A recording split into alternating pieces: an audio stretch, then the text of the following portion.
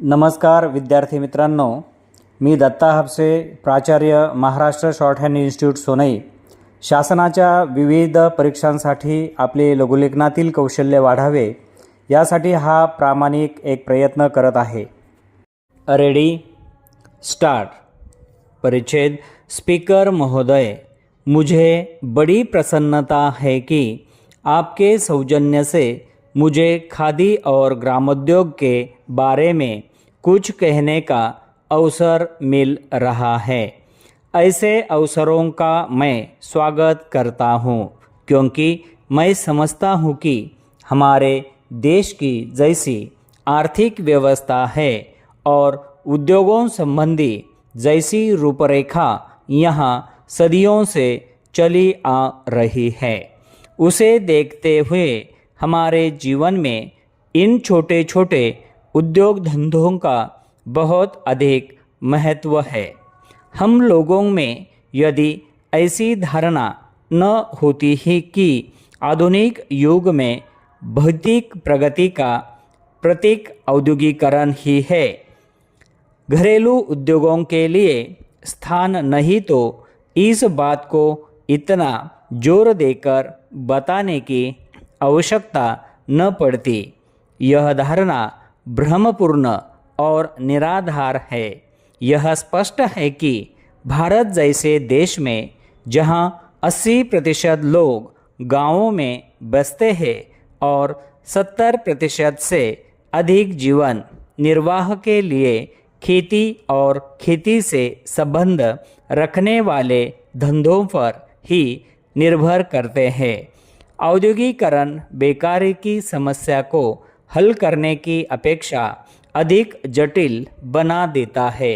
इसका प्रमाण यह है कि इस देश में औद्योगिकरण यद्यपि तेजी से किया जा रहा है और आज हम बहुत सी चीज़ों में स्वावलंबी हो चुके हैं, तो भी हमारी बेकारी की समस्या हल नहीं हुई, बल्कि बढ़ती हुई दिखती है.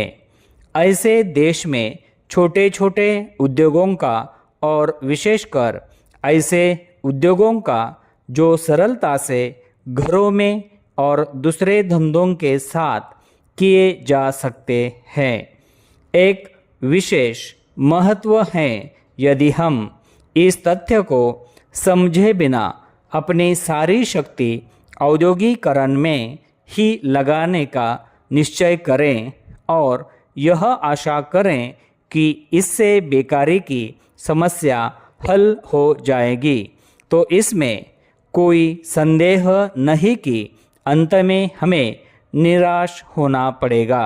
जब तक बेकारी दूर नहीं होगी, तब तक गरीबी भी दूर नहीं हो सकती, क्योंकि देश में चाहे जितना भी धन हो, वह उन्हीं लोगों में बंट सकता है जो धंधा करते हैं, न कि उन लोगों में जो बेकार है.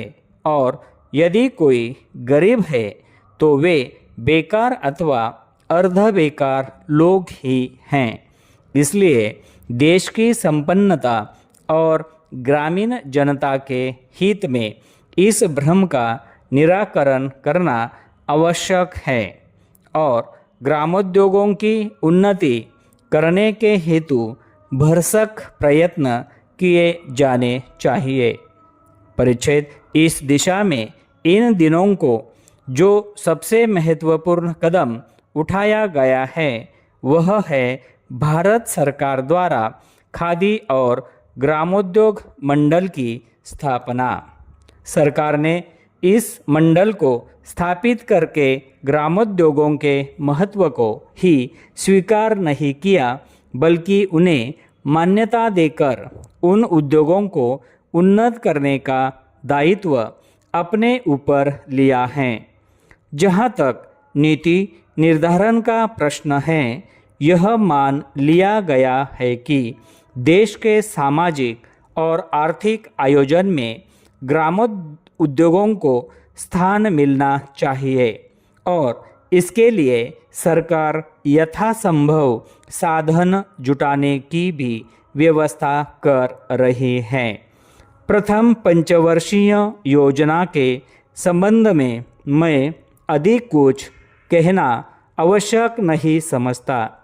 आप लोग तो जानते ही हैं कि खादी को उन्नत करने के संबंध में सरकार ने विचार व्यक्त कर दिया है।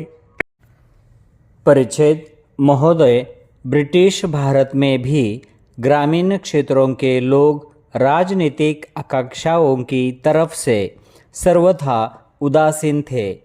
हालांकि वे गरीबी और भूख से कराह रहे थे। कांग्रेस ने और रमेश चंद्र दत्त, दादा भाई नौरोजी, यहाँ तक कि विलियम डिग्बी सरीखे अर्थशास्त्रियों ने इन किसानों की गरीबी और दुर्दशा की चर्चा की थी, लेकिन रियासतों की गरीब प्रजा इन नेताओं के विचार से बाहर थी।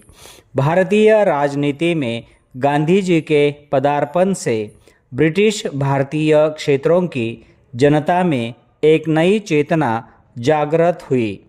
देशी रियासतों में भी ब्रिटिश भारतीयों की राजनीतिक गतिविधियों के कारण कुछ सुगबुगाहट होने लगे।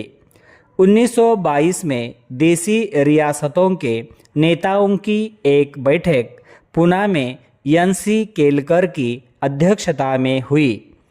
रियासतों में नागरिक स्वतंत्रता क्लेश मात्र नहीं थी। यहाँ सभा आयोजित करने या अभिव्यक्ति की कोई स्वतंत्रता नहीं थी। अतः इन लोगों को ब्रिटिश भारतीय क्षेत्र में अपनी बैठक करनी पड़ी थी। परिच्छेद इस सम्मेलन में अखिल भारतीय राज्य प्रज्ञा प्रतिशत स्थापित करने का फैसला किया गया, लेकिन इस फैसले को कार्यान्वित करने में कुछ समय लगा। ब्रिटिश भारत में असहयोग आंदोलन की जो लहर चल रही थी, उसका असर देशी रियासतों पर भी हुआ। धीरे धीरे प्रजा मंडलों, लोक परिषदों, प्रजा मित्र मंडलों, नागरिक अधिकार संघों आदि की स्थापना रियासतों में होने लगी, लेकिन ये संस्थाएं रियासतों के अंदर काम नहीं कर पाती थी। अतः वे पड़ोस के ब्रिटिश भारतीय क्षेत्रों से अपनी गतिविधियां संचालित कर रही थी। प्रज्ञा प्रतिशत का अगला अधिवेशन 1926 में हुआ था। इसमें एक अखिल भारतीय संगठन स्थापित करने का फैसला किया गया। एक घोषणा पत्र में सम्मेलन में एक संघ स्थापित करने के पक्ष में अपना मत व्यक्त किया, जिसमें देशी रियासतें भी ब्रिटिश प्रांतों की सहभागी होंगी। चेम्सफोर्ड सुधारों में एक भावी संघ का संकेत किया गया था, जिसमें ब्रिटिश प्रांत और रियासतें शामिल होंगी। भावी भारत के उज्जवल भविष्य का चित्रण करते हुए मॉन्टफोर्ट रिपोर्ट में कहा गया था, इस चित्र में रियासतों के लिए भी स्थान होगा। यही वह प्रेरणा थी जिसने 1926 में हुए रियासतों के प्रतिनिधियों को यह घोषणा करने के लिए प्रेरित किया था कि रियासतें भी इस संघ में भागीदार होंगी।